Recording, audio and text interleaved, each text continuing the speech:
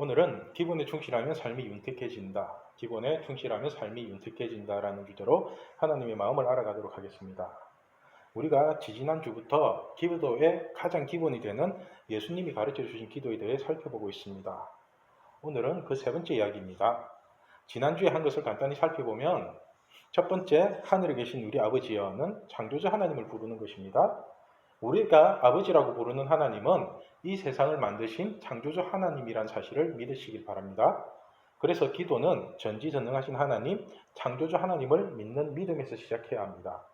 두 번째, 아버지의 이름이 거룩히 여김을 받는다는 것은 하나님의 얼굴에 똥칠을 하지 말라는 뜻입니다. 그래도 우리가 창조주 하나님을 아버지라고 부르는 하나님의 자녀인데 내 사고나 치고 문제만 일으킨다면 우리 하나님이 마귀 앞에서 얼마나 자존심이 상하겠습니까? 아빠 하나님의 자존심을 지켜주는 것이 아버지의 이름이 거룩히 여김을 받게 하는 것입니다. 세 번째, 하나님의 나라가 내게 임한다는 것은 내가 하나님의 말씀을 철저히 지키며 말씀 안에서 살아가는 것을 말합니다. 대한민국 사람들이 헌법을 지키듯이 하나님의 나라는 하나님의 말씀인 성경이 기준이 되어야 합니다. 그래서 내가 말씀을 지키고 살면 그 말씀이 나를 지켜줍니다. 반대로 내가 말씀을 어기면 그 말씀이 나를 심판합니다. 이처럼 말씀이 나를 철저하게 지켜주는 나라가 바로 하나님의 나라입니다. 네 번째, 뜻이 하늘에서 이루어진 것 같이 땅에서도 이루어지다는 내 계획대로 되지 않는 인생, 그러나 하나님의 뜻이 나에게 이루어지는 인생을 말합니다. 우리는 나의 뜻과 나의 계획을 이루고 싶어 합니다. 그러나 인생은 나의 계획대로 되는 것이 아니라 하나님의 계획대로 됩니다. 우리의 계획에는 실패가 없습니다. 그래서 우리의 계획은 엉터리인 것입니다. 하나님의 계획은 저와 여러분이 하나님의 나라 안에서 행복하게 사는 것입니다. 그래서 예수님을 십자가에 죽이면서까지 그 계획을 실행하신 것입니다. 이 하나님의 뜻이 나에게 이루어진 인생이 최고의 인생입니다. 온갖 좋은 은사와 온전한 선물이 다 하나님 아버지께로부터 온다는 것을 명심하시길 바랍니다. 다섯째, 오늘 우리에게 일용할 양식을 주시옵고는 생명의 양식인 예수님과 동행하는 삶을 말합니다. 사람들은 10년치, 100년치 양식을 쌓아놓고 살려고 합니다. 그러나 우리는 일용할 양식으로 살아가는 존재입니다. 일용할 양식은 육적인 양식이라기보다는 영적인 양식으로 해석을 하는 게 좋습니다. 돈은 저축의 개념이 있지만 생명은 저축의 개념이 없습니다. 그냥 잠들었다가 눈이 떠지니까 오늘 하루를 사는 것입니다. 사람들은 돈이 많으면 행복하고 돈이 없으면 불행하다고 생각하는 것 같습니다. 이렇게 돈을 기준으로 생각하는 시각이 바뀌어야 합니다. 우리는 예수님이 없으면 불행하고 예수님이 함께 하시면 행복한 사람이어야 합니다. 왜냐하면 이 예수님이 생명의 양식이고 이 예수님이 우리의 일용할 양식이기 때문입니다. 오늘 하루의 생명을 주신 하나님이 오늘 우리에게 일용할 양식은 반드시 주십니다. 그러므로 예수님과 함께하면 결코 줄이지 아니할 것입니다. 예수님을 믿는 자는 영원히 목마르지 않을 것입니다. 목마르지 않을 뿐만 아니라 영원히 외롭지 않은 행복한 삶을 살게 될 것입니다. 매일매일 예수님을 잘 믿으시고 그 예수님을 따르며 사는 것이 일용할 양식입니다. 오늘은 여섯 번째와 일곱 번째를 살펴보도록 하겠습니다. 여섯 번째, 우리가 우리에게 죄 지은 자를 사하여 준 것 같이 우리 죄를 사하여 주시옵고. 이 말씀을 세 번역 성경으로 읽으면 우리가 우리에게 죄 지은 사람을 용서하여 준 것 같이 우리의 죄를 용서하여 주시고 이렇게 되어 있습니다. 쉽게 말하면 내가 다른 사람의 잘못을 용서한 것처럼 하나님도 나의 잘못을 용서해 달라는 것입니다. 이러한 말씀을 14절과 15절에 다시 반복합니다. 자, 같이 읽겠습니다. 너희가 사람의 잘못을 용서하면 너희 하늘 아버지께서도 너희 잘못을 용서하려니와 너희가 사람의 잘못을 용서하지 아니하면 너희 아버지께서도 너희 잘못을 용서하지 아니하시리라. 아멘. 성경은 용서를 참 중요하게 생각합니다. 왜냐하면 하나님이 우리를 용서하기 위해 예수님을 보내셨기 때문입니다. 그래서 예수님을 영접하지 않으면 하나님의 용서를 받아들이지 않는 꼴이 되는 것입니다. 오늘 본문은 우리가 다른 사람의 잘못을 용서하는 과정을 통해 하나님께 제대로 된 용서를 구하라는 것입니다. 여러분, 용서가 쉬울까요? 용서가 쉬워요? 용서 안 해보셨어요? 여러분은 어떨 때 용서하기가 가장 힘들던가요? 저는 상대방이 분명히 잘못을 했는데 미안하다고 사과는 하지 않고 얼렁뚱땅 넘어가려고 할 때, 그럴 때 용서가 안 되더라고요. 그렇지 않나요? 그죠? 이처럼 용서라는 것은 자신의 잘못을 인정하는 사과가 먼저 있어야 합니다. 그래야지만 나도 잘한 거 없다, 나도 미안하다라고 하면서 서로에게 용서가 가능해지는 것입니다. 한 사람이 100% 잘못하고 100% 잘하고 사람끼리는 그런 경우가 없습니다. 그 프로테이지가 한 60에서 70을 잘하고 또 한 30에서 40은 그거 하고 그렇게 서로가 잘못했는데 그죠? 그런 마음이 서로에게 있어요. 마찬가지로 이 모습과 똑같은 모습으로 하나님께 용서를 구해야 합니다. 우리가 하나님께 잘못을 인정하고 용서를 구하는 것이 회개입니다. 그래서 성경은 회개하지 않은 사람을 용서하라고 하지 않습니다. 여러분 명심하십시오. 회개가 먼저이고 그 다음이 용서입니다. 이 순서가 굉장히 중요합니다. 용서는 먼저 하는 것이 아니라 반드시 회개가 있고 난 뒤에 하는 것입니다. 이것이 성경의 논리입니다. 그런데 사람들은 용서를 빨리 하면 무조건 좋은 줄 알고 회개하지도 않았는데 먼저 용서를 합니다. 이런 식으로 용서하면 크게 당합니다. 물론 용서에도 크게 두 가지가 있습니다. 자기를 지키는 용서가 있고 원칙적인 용서가 있습니다. 오늘 본문은 용서의 원리에 대해서 말씀하는 것입니다. 누가복음 17장 3절과 4절에서 예수님은 용서의 순서를 제자들에게 정확하게 설명해 주십니다. 우리 같이 읽겠습니다. 너희는 스스로 조심하라. 만일 내 형제가 죄를 범하거든 경고하고 회개하거든 용서하라.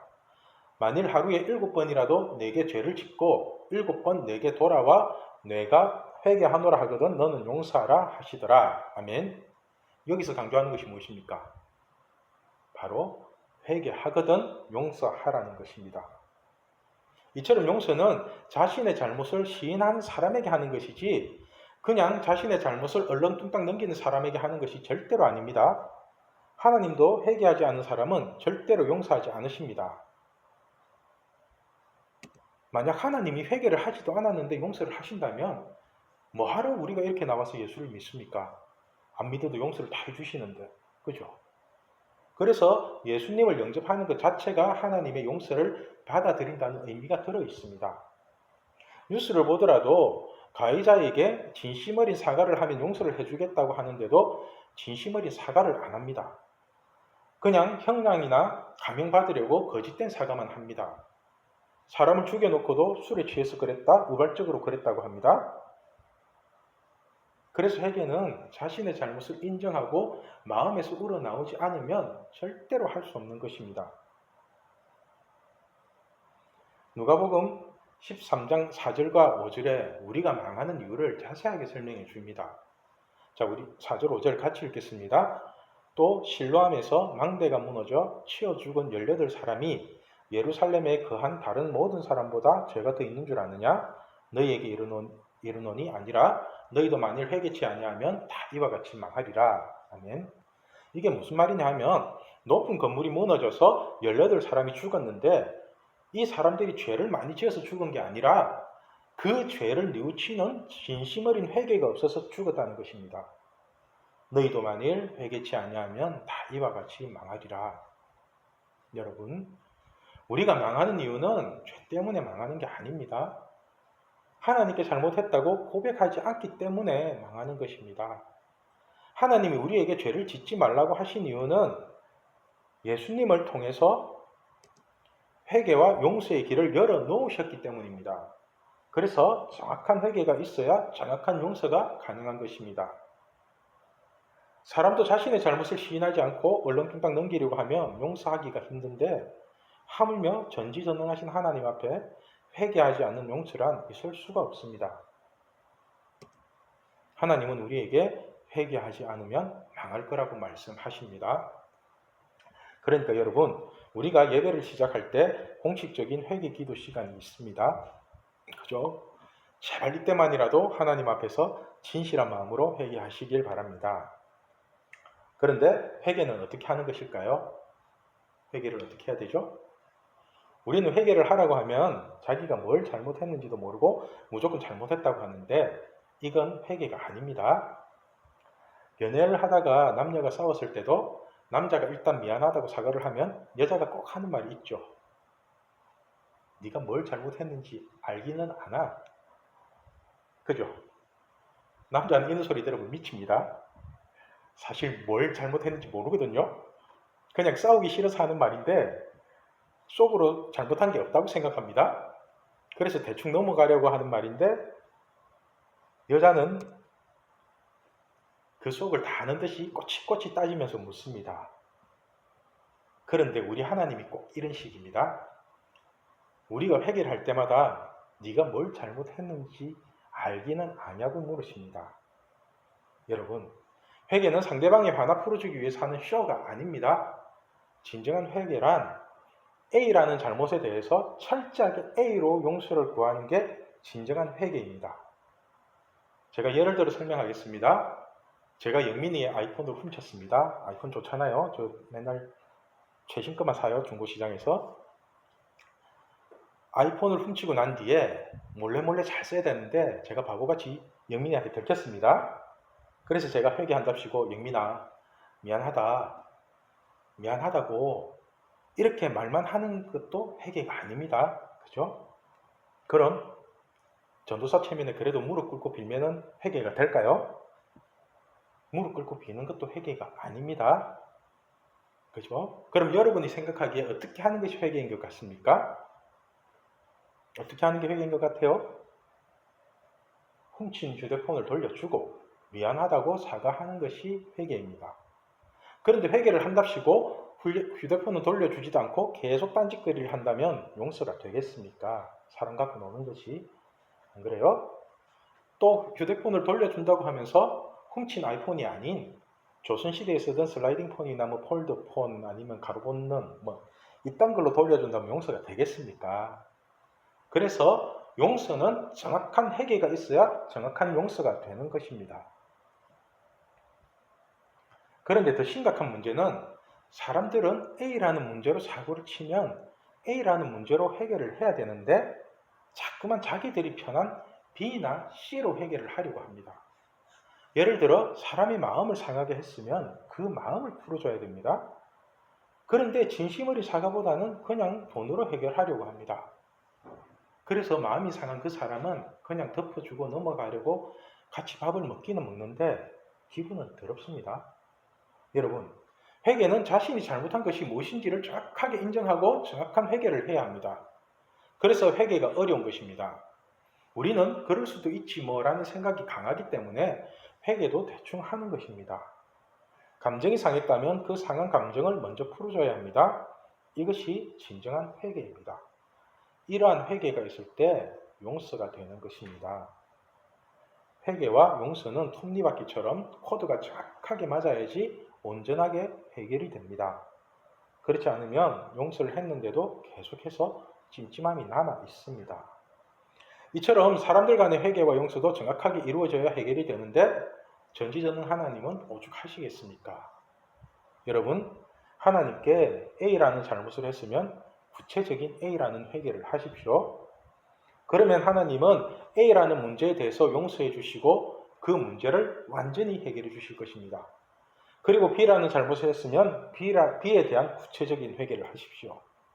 그래서 회개는 뭉텅거리로 하는 것이 아니라 하나씩 개별적으로 하는 것입니다. A에 대해 A-로, B에 대해 B-로 하는 것이 회개와 용서의 상관관계입니다. 그러므로 우리가 우리에게 죄 지은 자를 사하여 준 것 같이 우리 죄를 사하여 주옵시고는 하나님께 정확한 회개를 하라는 것입니다. 그러면 하나님은 우리에게 요한일서 1장 9절의 말씀을 주실 것입니다. 같이 읽겠습니다. 만일 우리가 우리 죄를 자백하면 그는 미쁘시고 의로우사 우리 죄를 사하시며 우리를 모든 불의에서 깨끗하게 하실 것이요. 아멘. 이러한 용서를 받게 되면 평안과 자유함이 여러분에게 임할 것입니다. 우리 모두가 전지전능하신 하나님을 속이지 말고 자신의 잘못을 고백함으로 말미암아 하나님의 용서를 받는 신앙교회 중고등부가 되면 좋겠습니다. 마지막으로 7번째, 우리를 시험에 들게 하지 마시옵고 다만 악에서 구하시옵소서. 여러분은 지금 세상이 선한 것 같아요? 악한 것 같아요? 선해요? 악해요? 세상이 악합니다. 세상은 악한데 우리가 자꾸 선하게 살려고 하면 시험에 들게 됩니다. 다른 사람들은 잔머리 굴리고 사기 치듯이 돈을 벌어서 호의호식하며 잘 사는데 자신은 정직하게 살겠다고 죽게 하듯 바보처럼 일만 열심히 하면 자꾸만 시험에 들게 됩니다. 내가 이러려고 예수를 믿었나? 남들은 저러고도 잘 사는데 나는 뭐하고 있나? 자꾸만 이런 생각이 들게 됩니다. 다윗도 악인의 형통을 보고 이러한 경험을 한 것 같습니다. 이러한 경험이 시편 73편에 잘 표현되어 있습니다. 제가 읽겠습니다. 1절, 하나님 참으로 이스라엘 중 마음이 정결한 자에게 선을 행하시나. 2절, 나는 거의 넘어질 뻔하였고 나의 걸음이 미끄러질 뻔하였으니. 3절, 이는 내가 악인의 형통함을 보고 오만한 자를 질투하였음이로다. 이게 무슨 말이냐 하면 하나님은 선하신 분이니까 착하고 예쁜 우리 중고등부 아이들이 잘 되고 복을 받아야 되는데 오히려 교회도 안 다니는 애들이 주일날 공부만 해서 성적이 더 잘 나오고 좋은 대학에 가더라는 겁니다. 4절, 그들은 죽을 때에도 고통이 없고 그 힘이 강건하며. 그런데 그죠, 이것들이 죽을 때도 길거리에서 객살 줄 알았는데 예쁜 간호사 품에서 죽고 먹고 죽은 귀신 때깔도 좋다고 먹는 것도 잘 먹어서 때깔 좋게 죽더라는 겁니다. 누가요? 악인이. 미치겠죠? 사람들이 5절, 사람들이 당하는 고난이 그들에게는 없고 사람들이 당하는 재앙도 그들에게는 없나니. 이쯤 되면 환장하죠. 악한 사람인데 이들에게는 고난도 없고 재앙도 없고. 그러니까 다윗도 생각하기를 내가 뭐하러 예수를 믿어가지고 맨날 도망이나 다니고 자식이 나를 죽이려고 하고 예수 믿는 나는 왜 이런 개고생을 하며 사냐는 겁니다. 그런데 더 광활인 것은 12절, 볼지어다 이들은 악인들이라도 항상 평안하고 재물은 더욱 불어나는도다. 돌아버리죠. 우리는 돈이 없어서 미치겠는데 이놈들은 사기를 너무 잘 쳐서 돈은 계속 불어나고 맨날 한우 스테이크에 맛있는 거 먹고 프라다, 구찌, 루이비통 이런 명품들 걸치고 재밌게 살더라는 겁니다. 이 정도면 환장하지 않겠어요? 미치겠죠? 그런데 이런 꼴을 계속 보다 보면 믿음이 괜찮은 사람도 그러면 안 되는 줄 알면서도 선을 버리고 악한 방법을 선택하려고 합니다. 이게 시험입니다. 쉽게 말해 악인과의 비교에서 오는 상대적 박탈감이 시험입니다. 저놈은 저러고도 잘 사는데 예수 믿는 나는 왜 이러고 살아야 하는 생각에 서글퍼집니다. 여러분, 우리가 악한 방법을 이용해서 얻고자 하는 것이 무엇일까요? 예수님일까요? 내 이익일까요? 선하신 예수님을 악한 방법으로 얻을 수 있을까요? 여러분, 시험이라는 것은 선택을 하는 것입니다.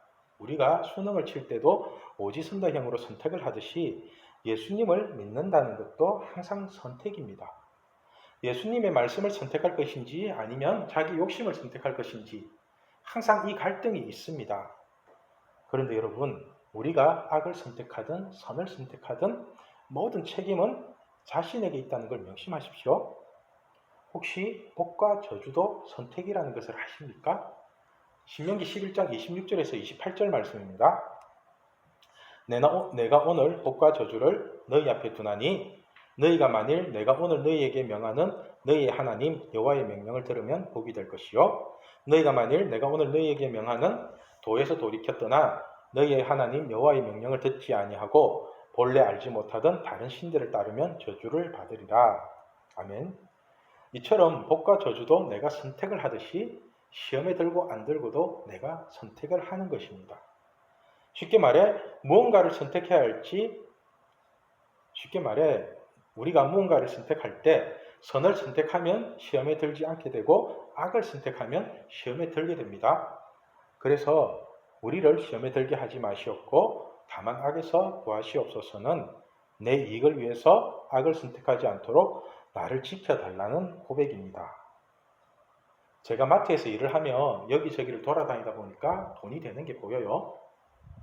시남 지역도 저기 아파트가 들어서고 개발이 되면서 땅값이 많이 올랐죠? 그죠?